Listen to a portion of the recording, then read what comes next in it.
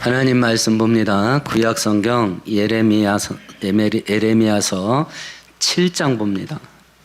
1062페이지입니다. 21절에서 28절까지 한 절씩 교독합니다.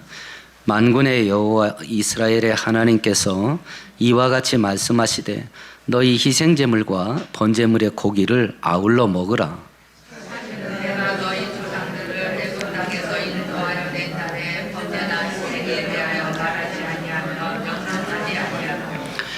오직 내가 이것을 그들에게 명령하여 이르기를 너희는 내 목소리를 들으라. 그리하면 나는 너희 하나님이 되겠고 너희는 내 백성이 되리라. 너희는 내가 명령한 모든 길로 걸어가라. 그리하면 복을 받으리라 하였으나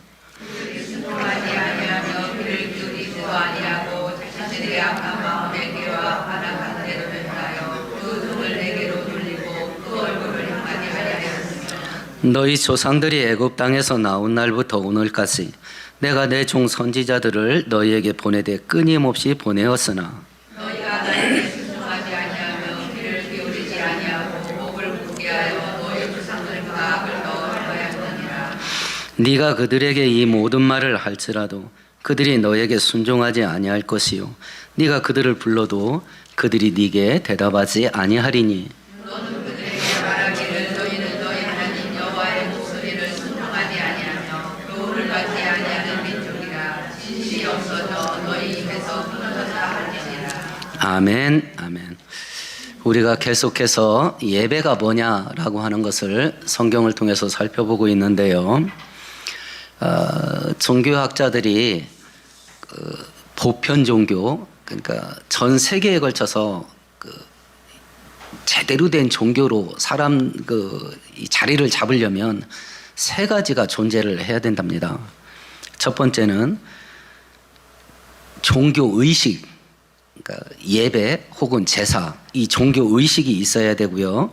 두 번째는 그가 어떤 신이고 그 신과 인간이 어떻게 관계를 가져야 되는가라고 하는 교훈을 가르치는 경전이 있어야 된답니다. 우리식으로 말하면 성경, 불교식으로 말하면 불경, 경전이 있어야 된대요.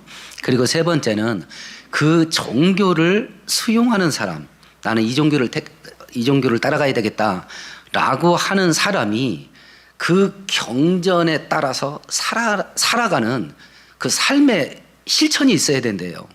그래야 그 종교가 전 세계적인 보편 종교로 자리를 잡을 수 있다라고 이야기를 해요.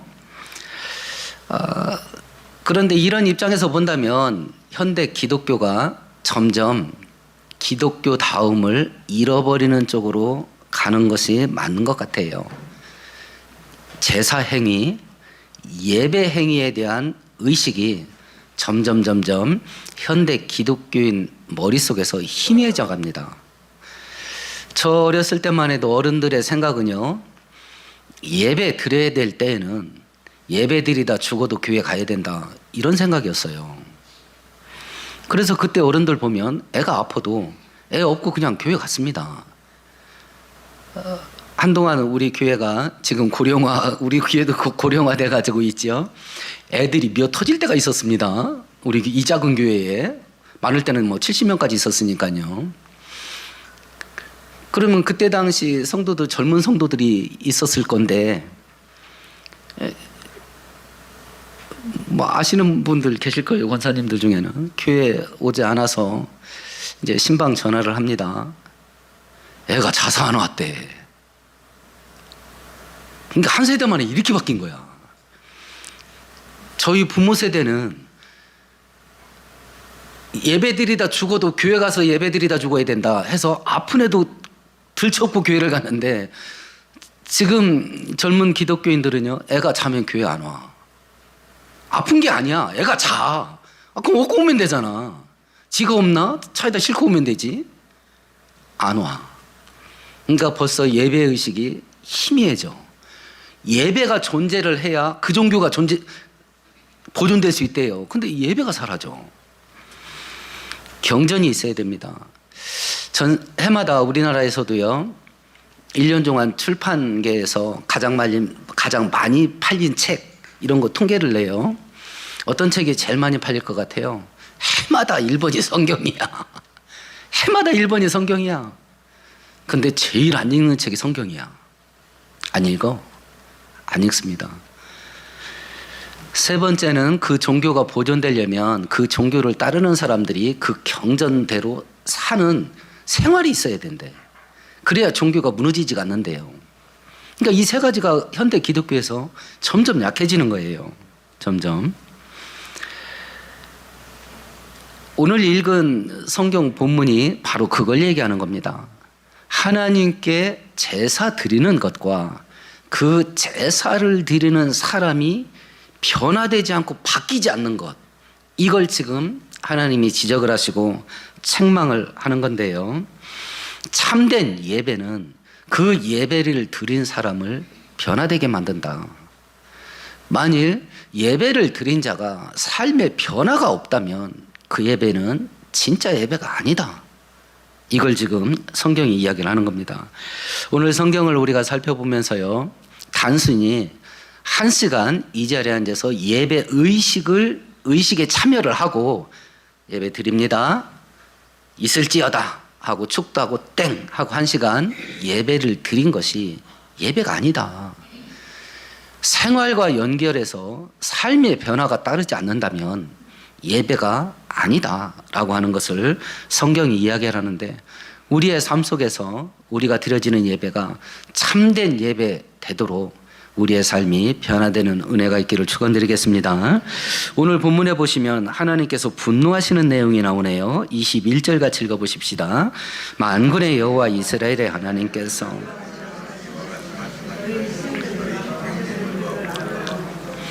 구약시대의 예배 행위는 짐승을 죽여서 하나님께 바치는 희생제사 형태로 나타났었는데요. 하나님이 이스라엘 백성들에게 뭐라고 말하냐면 너가 드린 번제의 제물을 너가 먹어라 이랬습니다. 제사의 종류가 여러 가지가 있습니다. 속죄제사가 있고 화목제사가 있고 그리고 번제가 있고 뭐 소제가 있고 여러 종류가 있는데, 그 중에 번제라고 하는 제사는 어떻게 드리냐면 짐승을 죽이잖아요. 번제로 드리는 제물은 모든 것을 불태워서 하나님께 바쳐야 됩니다. 사람이 가져가면 안 됩니다. 다른 제사는 오른쪽 어깨 축지 그리고 오른쪽 엉덩이 뒷다리 쪽, 이건 제사장이 가져가요. 그리고 그 제물의 가죽, 그 제사를 드린 제사장이 그 가죽을 자기 몫으로 가져가요. 어찌 됐든지 사람이 가져가는 몫이 있어요. 그런데 번제는 사람이 가져가는 거 하나도 없어요. 전부 다 하나님께 태워 바쳐야 돼요. 그래서 번제가 상징하는 의미가 뭐냐면 나의 전 존재를 불태워서 하나님께 드리겠습니다. 이런 의미로 드리는 제사가 번제예요. 근데 그 번제의 제물을 하나님이 뭐라고 그래요? 어떡하래요? 네가 먹으래. 이건 사람이 가져가면 안 되는 제사예요. 번제는 전부를 불태워서 하나님께만 바치는 제사가 번제예요. 근데 하나님이 이스라엘 백성들에게 뭐라고 말했냐면 야, 네가 드린 번제 고기 그거 너 먹어 이랬습니다. 그럼 이거 뭔 소리요? 너 먹고 떨어지라 소리요. 네가 드리는 번제 제사 내가 안 받을 테니까 그거 너 먹고 떨어져라. 하나님이 우리가 드리는 예배를 이런 식으로 대하시면 어떡할까요? 예배 1시간 앉아있는다고 해서 예배가 아닙니다. 짐승을 바쳐서 제사를 드린다고 해서 그게 제사가 아니에요. 하나님이 그 제물의 고기를 너 먹고 떨어져라 이랬습니다. 나는 안 받는다 그랬어요.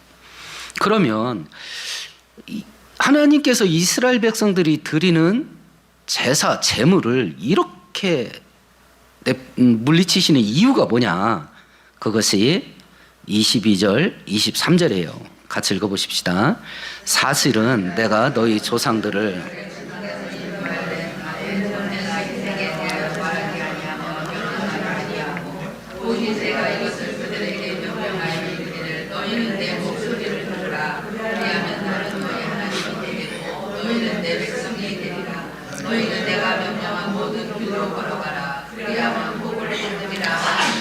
지금 22절에서는 제사, 의식에 대해서 이야기한 겁니다. 23절은 경전에 대해서 얘기한 겁니다. 22절은 제사 의식에 대해서 이야기한 것이고 23절은 내가 너희들에게 명령한 나의 말, 하나님의 말을 기록한 경전, 성경 말씀을 이야기하는 겁니다. 제사에 대해서 이스라엘 백성들이 오해를 했대요. 하나님과 관계 속에서 이스라엘 백성들이 중요하게 여긴 게 뭐냐면 제사예요. 근데 하나님이 중요하게 여긴 건 뭐예요? 하나님이 중요하게, 이스라엘 백성들이 중요하게 여긴 건 22절이에요. 하나님이 중요하게 여긴 건 23절이에요. 하나님이 중요하게 여긴 건 뭐예요? 하나님 말씀에 순종하는 거였어요. 근데 이스라엘 백성들은 뭐를 중요하게 여겼어요? 제사 드리는 걸 중요하게 여겼어요. 그러니까 이스라엘 백성들은 22절만 한 겁니다. 제사만 드리는 거야. 그리고 하나님 말씀에 순종을 안 해. 근데 하나님께서 이스라엘 백성과의 관계 속에서 제일 중요하게 여겼던 게 뭐냐면 하나님의 말씀을 순종하는 그거였거든요. 그래서 하나님께서 22절 이야기한 것은 내가 너희들을 애굽에서 인도할 때 제사 드리는 거에 대해서 이야기하더냐? 안 했습니다.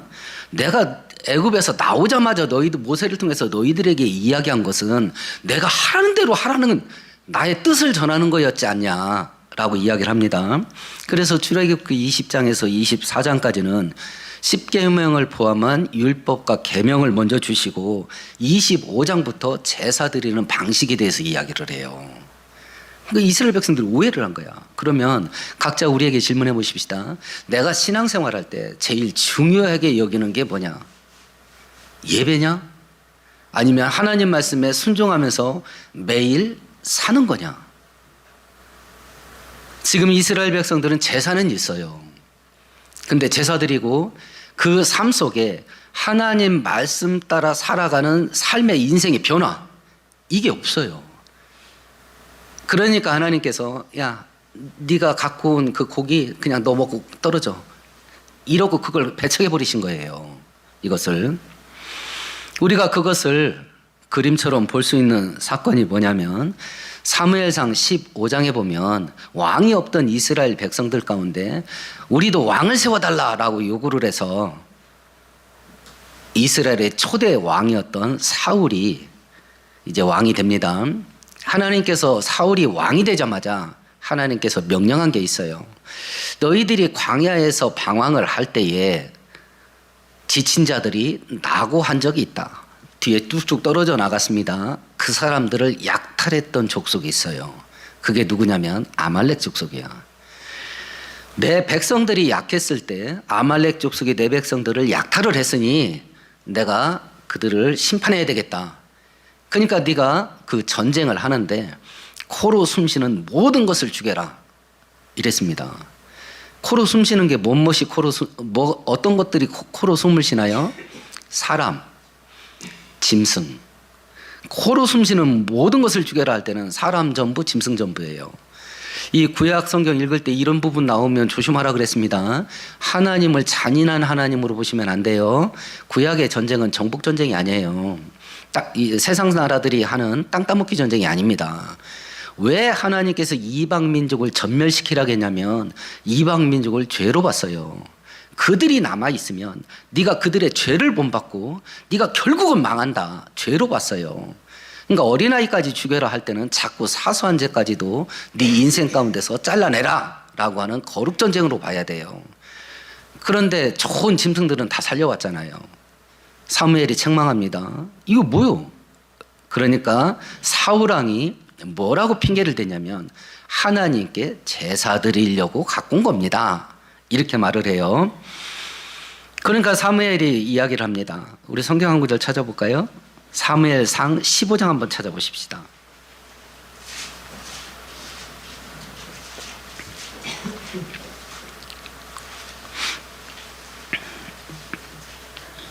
(22절) (23절) 같이 읽습니다. 사무엘이 이르되 여호와께서 번제와 다른 제사를 그의 목소리를 청종하는 것을 좋아하심같이 좋아하시겠나이까? 순종이 제사보다 나았고 듣는 것이 수양의 기름보다 나으니 이는 거역하는 것은 점치는 죄와 같고 완고한 것은 사신 우상에게 왕이 여호와의 말씀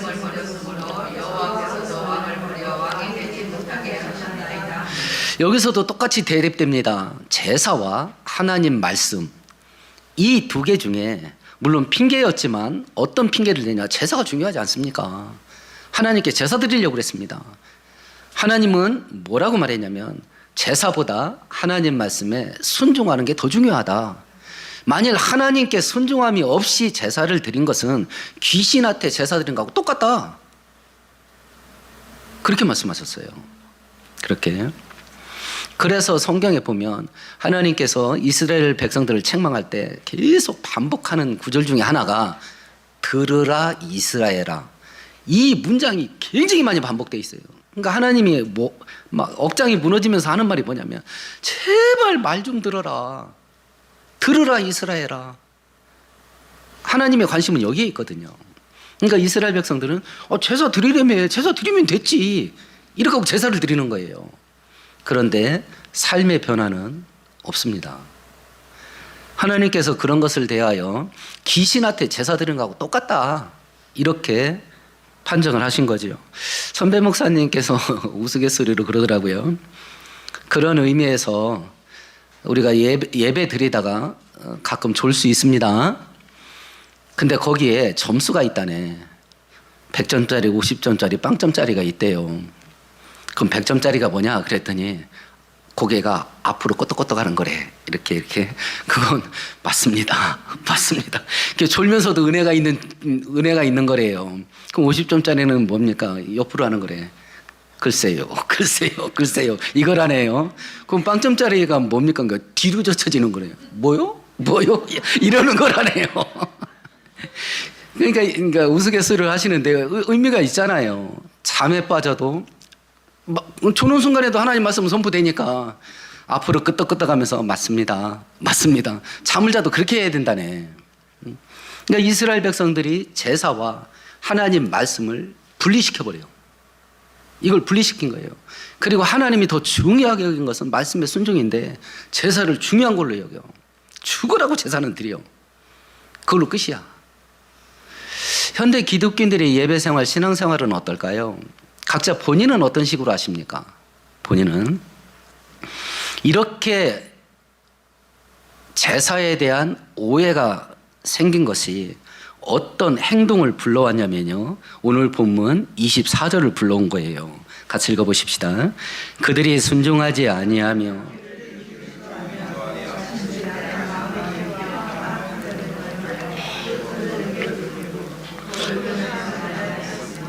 이 짧은 한 구절에요. 엄청난 죄가 기록되어 있어요.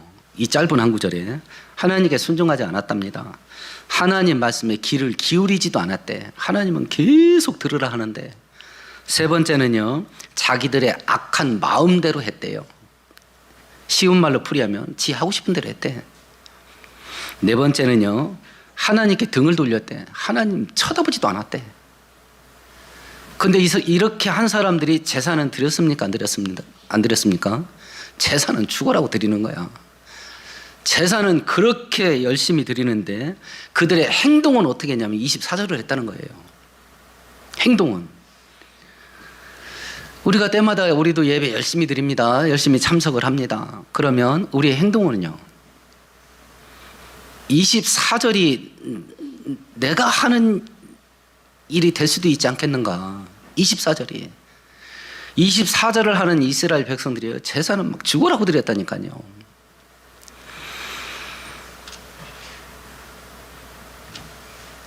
그럼 현대 기독교인들의 신앙생활의 형태가 어떻게 될 것 같은가? 현대 기독교인들의 신앙생활이.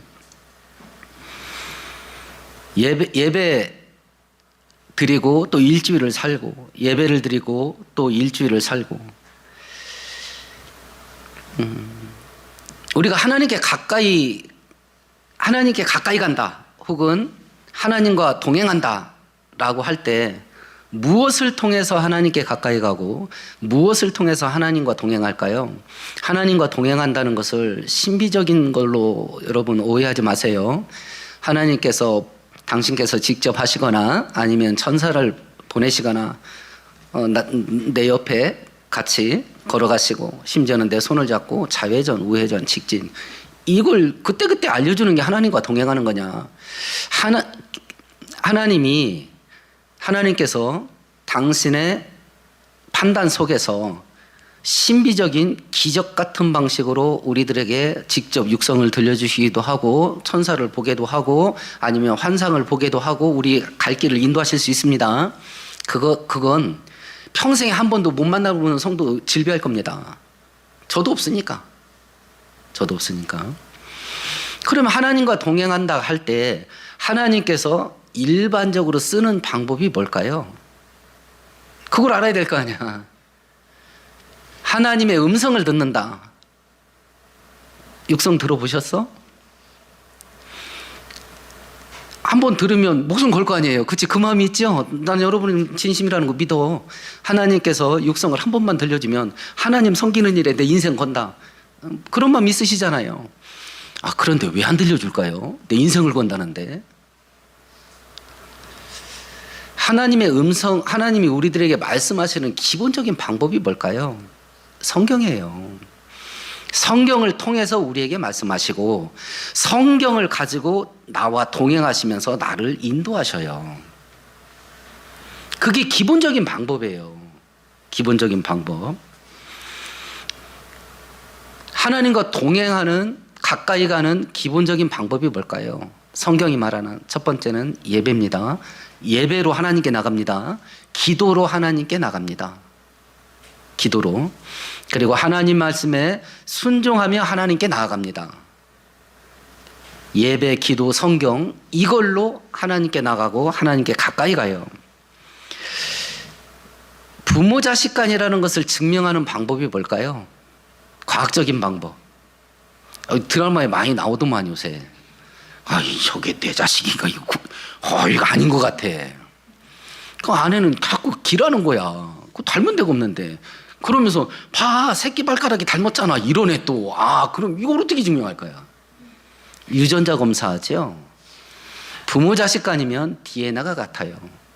하나님이 내 아버지면요. 내가 하나님 자식이면요. 뭘로 증명할까요? DNA가 같아야지. DNA가 같아야지.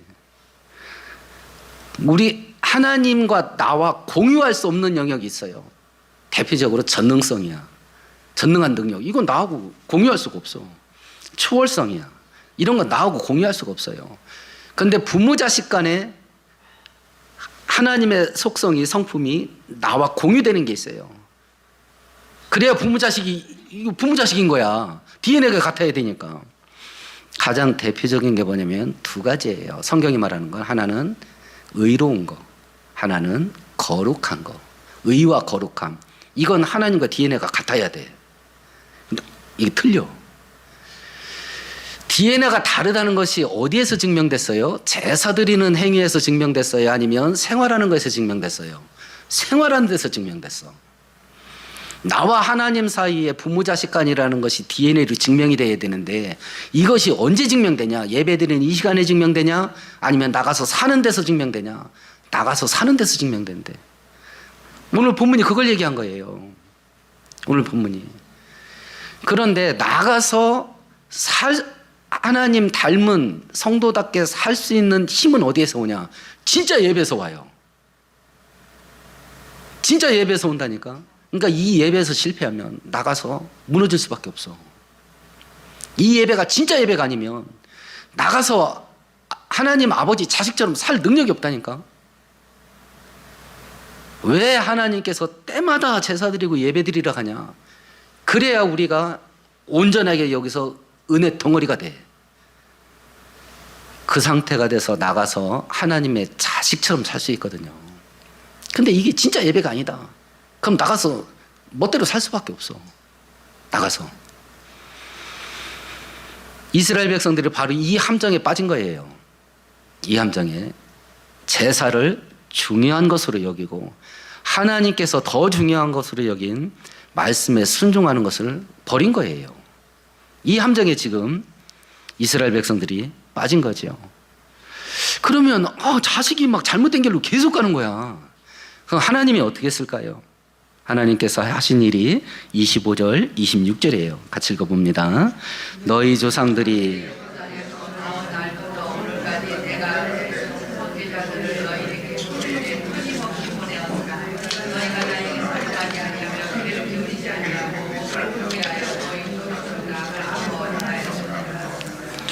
하나님께서 이걸 바꾸려고 어떻게 했대요? 하나님의 선지자를 끊임없이 보냈대. 말 좀 들으라고. 제사의식이 있습니다. 성경 말씀 경전이 있습니다. 이스라엘 백성들이 택한 것은 제사를 택했습니다. 하나님이 더 중요하게 여긴 것은 말씀에 순종하는 거였습니다. 근데 제사를 주관하는 사람은 누구예요? 제사의식을 주관하는 건 누가 해요? 제사장이 하죠. 하나님의 말씀을 백성들에게 전하는 건 누가 해요? 선지자가 합니다. 지금 이스라엘 백성들은 누구를 더 귀하게 여긴 거예요? 제사장을 귀하게 여긴 겁니다. 근데 하나님은 누구를 보냈어요? 선지자를 보냈습니다. 지금 이스라엘 백성들에게는 제사장이 필요한 게 아니야. 그래서 하나님이 선지자를 보낸 거예요. 선지자를. 그것도 어떻게 해요? 끊임없이 보내. 끊임없이. 근데 이스라엘 백성들이 어떻게 했냐면 26절 똑같은 말을 해요. 귀를 기울이지도 않고 조상들보다 더 악을 행해서 말씀에 순종을 안 했답니다.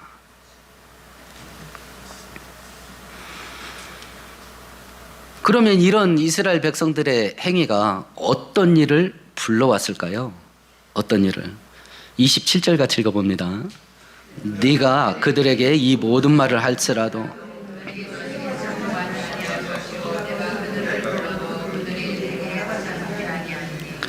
이스라엘 백성들의 이런 행동 때문에 32절, 33절 같이 읽어봅니다.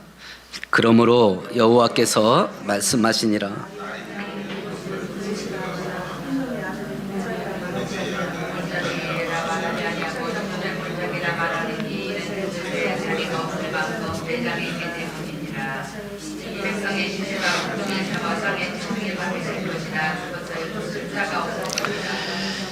예레미야 선지자를 통해서 예언을 했습니다. 바벨론이라는 나라가 너희들을 침략을 하게 될 것이고 너희들은 대량으로 학살을 당하게 될 거다. 시체가 너무 많아서 땅에 묻을 수가 없게 될 거다.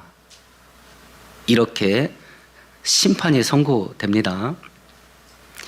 이게 하나님의 복수냐 하나님의 보복이냐.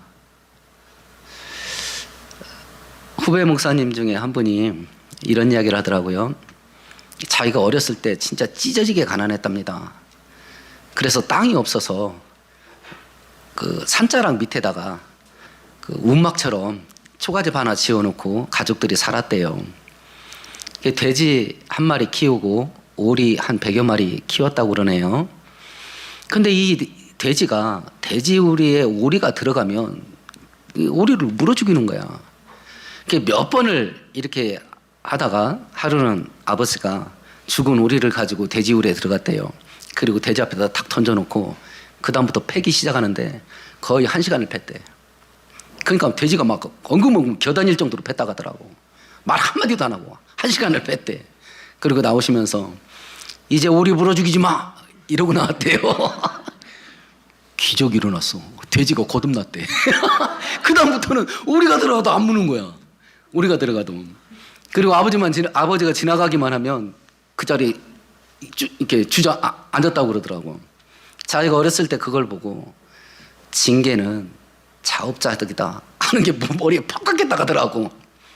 하나님의 복수가 아닙니다. 자업자득이요. 성경에 볼 때 하나님의 복수가 없어요.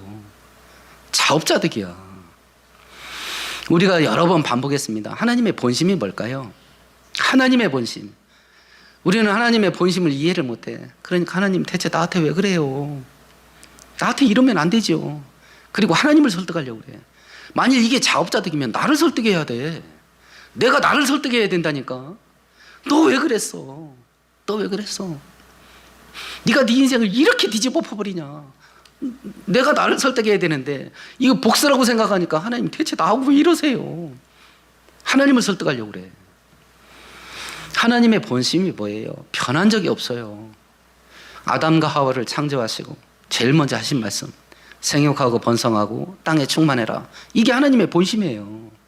노아 홍수가 끝났어요. 방주에서 내려오는 노아한테 죄에 대한 경고를 안 했다니까. 그 무서운 일을 겪고도 죄에 대해서 경고를 안 했어요. 너 봤지? 한 번만 더 그랬다가는 너 이제 씨도 안 남는다. 죄에 대한 경고를 안 했다니까요. 노아한테 뭐라고 말했냐면 아담에게 했던 똑같은 말을 했어요. 생육하고 번성하고 땅에 충만해라. 믿음의 조상 아브라함을 부를 때 뭐라고 하셔요? 축복을 선포하잖아요. 내가 땅을 주고 후손을 주고 너를 복의 근원으로 만들어주마. 예수께서 이 땅에 왜 왔다 그러세요? 요한복음 10장 10절에 내가 온 것은 양으로 생명을 얻게 하고 더 풍성케 하려 함이라. 한 번도 바뀐 적이 없어. 이게 하나님의 본심이야. 우리가 자식을 키워봐서 알잖아요. 자식이 한 번 잘못할 때 그때마다 계속 매질하십니까? 아니면 참다 한 번 터뜨리십니까? 매질은요, 하다 안 될 때 하는 거예요. 그러면 자식 이뻐하는 건요, 막 특별하게 이쁜 짓 해야 이뻐하나요? 아니면 웬만하면 이뻐하나요? 자식 이뻐하는 건 웬만하면 이뻐해. 똑같습니다. 하나님의 심판은 하다 안 될 때 오는 것이고, 하나님께 은혜 받는 건요, 웬만하면 받습니다. 웬만하면. 근데 그걸 가뭄에 콩나듯이 받아. 그러니까 환장하는 거야. 나는 하나님이 나한테 은혜 안 주는 것 같아서 죽을 것 같고, 하나님은 은혜를 막 쏟아 부어주고 싶은데 웬만하면 받는 은혜를 막 가뭄에 콩나듯이 받네. 그러니까 하나님 녹장이 무너지는 거야. 이게 신앙의 엇박자예요. 우리와 하나님 사이에 이 사이클이 안 맞아. 하나님의 본심은 그건데 이스라엘 백성들이 멸망을 자초를 해요. 멸망을. 이걸 통해서 하나님께서 제사를 드리고 나서 원했던 게 뭐냐? 삶의 변화였던 거예요. 삶의 변화. 이게 같이 동반돼야 된다. 이게 동반돼야 된다. 그렇다고 해서 제사 드리지 말라고 안 합니다. 드려야 됩니다. 근데 그것이 어디까지 가야 되냐면 제사 드린 자가 인생의 변화까지 가야 돼. 로마서 12장 1절 찾아보십시다. 신약성경 256페이지입니다.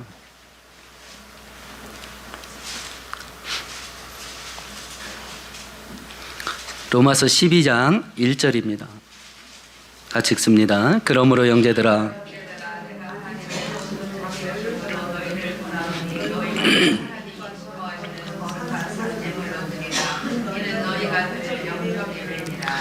함께 집단적으로 모여서 이런 형태로 하나님께 예배드리는 거 예배다.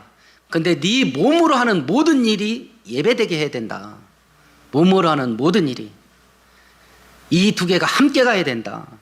예배 의식과 그리고 예배자로 일상생활을 살아가도록 변화되어져 가는 거. 이게 함께 동반되어져야 진짜 예배다. 이걸 성경이 이야기를 한 거예요. 혹시 여러분 닉 부이치치라는 사람 텔레비전에서 보셨나 모르겠네요. 태어날 때부터 머리와 몸뚱아리만 있습니다. 팔다리가 없어요. 기형아로 태어났습니다.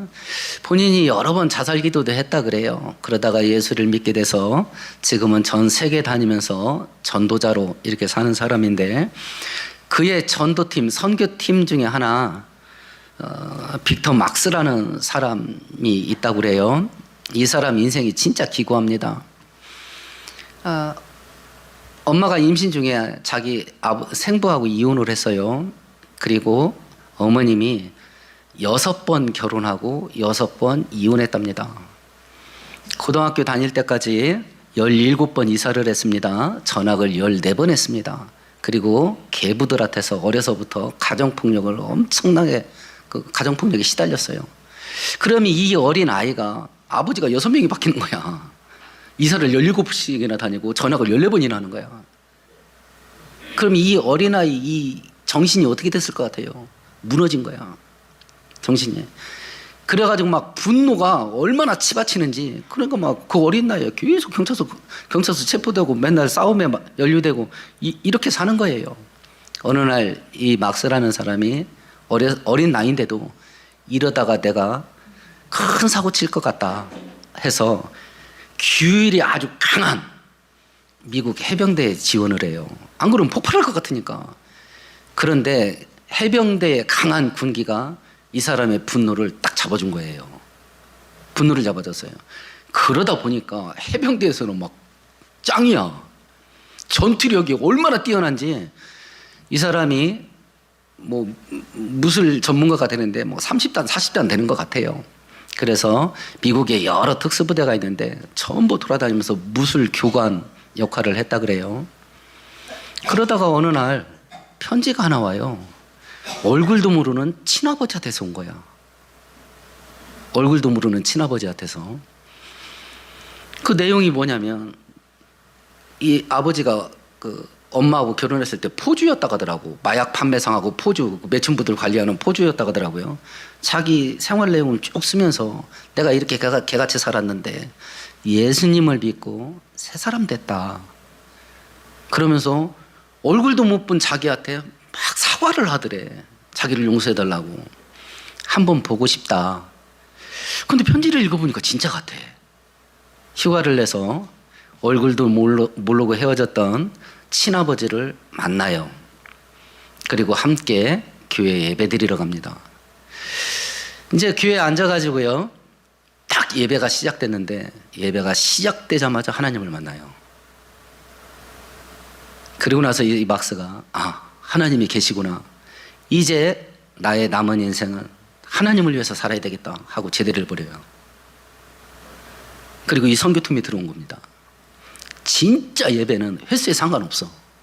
내가 10년째 드리냐 20년째 드리냐 30년째 드리냐 관계없어. 진짜 예배는 단 한 번만으로도 인생을 바꿔요. 지금 성경은 그걸 얘기한 겁니다. 그걸 얘기한 거예요. 예배 드리냐?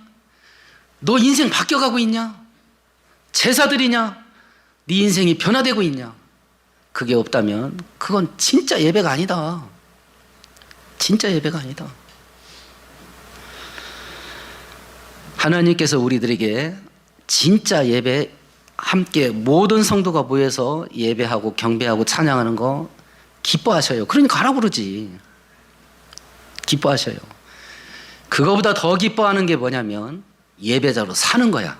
나가서. 그게 없다면 우리의 예배는 진짜가 아니에요. 하나님이 인정을 안 해.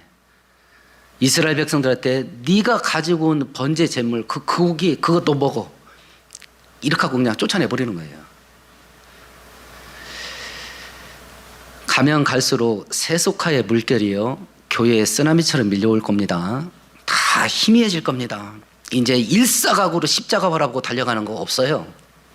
이 시대에 그런 거 없습니다. 예배 드리다가 죽어도 예배는 드려야 된다고 아픈 애기 들쳐업고 교회 가는 거 이제 없어요. 이제 없어요. 여러분도 애들한테 그렇게 가르치세요? 안 했을 거 아니야. 교회 가서 예배 드리다 죽어라 이렇게 가르쳐 본 적 있어요? 우리 안 했을 거 아니야. 그래서 진짜 예배의식이 회복돼야 됩니다. 왜냐하면 재림 때가 가까워서 그래요. 오늘 말씀 생각하시면서 함께 동성으로 기도하십시다.